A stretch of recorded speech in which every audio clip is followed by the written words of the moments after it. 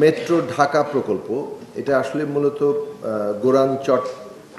গোরান চটবাড়ি retention পন্ড এবং তুরাগ নদী সুরক্ষা ও সংরক্ষণ প্রকল্প প্রথম পর্যায়ে। এটা আসলে অনুমোদিত হয়নি, আমি এই বিষয়ে পরে আসছি।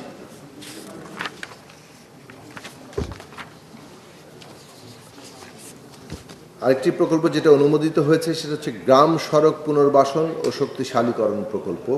এই প্রকল্পটি স্থানীয় সরকার বিভাগ হচ্ছে উদ্যোগী বিভাগ এবং স্থানীয় সরকার প্রকৌশল অধিদপ্তর এটার বাস্তবায়নকারী সংস্থা। এই প্রকল্পের প্রাক্কলিত ব্যয় হচ্ছে 4,963 কোটি 67 লক্ষ টাকা। এই প্রকল্পের আওতা হচ্ছে সারা বাংলাদেশ, অর্থাৎ 8টি বিভাগের 64টি জেলার সকল উপজেলা। এই প্রকল্পে প্রায় 5,223 কিলোমিটার ব্রিজ, কালভার্ট, কিলোমিটার গ্রাম সড়ক, এগুলো মূলত আসলে যেগুলো সড়ক তৈরি করা হয়েছিল কিন্তু এক ব্যাপকভাবে যেগুলো ক্ষতিগ্রস্ত হয়েছে অথবা ভেঙে গেছে, সেগুলোর পুনর্নির্মাণ কিংবা মেনটেন্যান্সের কাজটি করা হবে।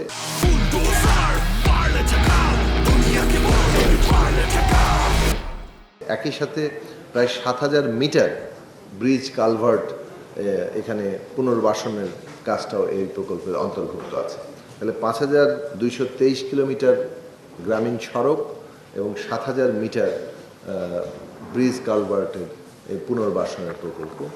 এই ক্ষেত্রে যেটা পর্যবেক্ষণ হিসাবে মাননীয় প্রধানমন্ত্রী এবং অন্যান্য আমাদের সদস্যবৃন্দ সকলেই বলেছেন যে যেহেতু এই রাস্তাগুলো তৈরি করা হয় এবং দ্রুতই ভেঙে যায়, সেই ক্ষেত্রে আধুনিক বিভিন্ন যে প্রযুক্তি, তার মধ্যে যেটা একটা আছে রাবার বিটুমিন ব্যবহার করা, সেটার একটা প্রস্তাব এখানে আছে এবং তার কিছু পরীক্ষামূলক ব্যবহারও হয়েছে এবং সেটা বেশ কার্যকরী, অনেক বেশি টেকসই।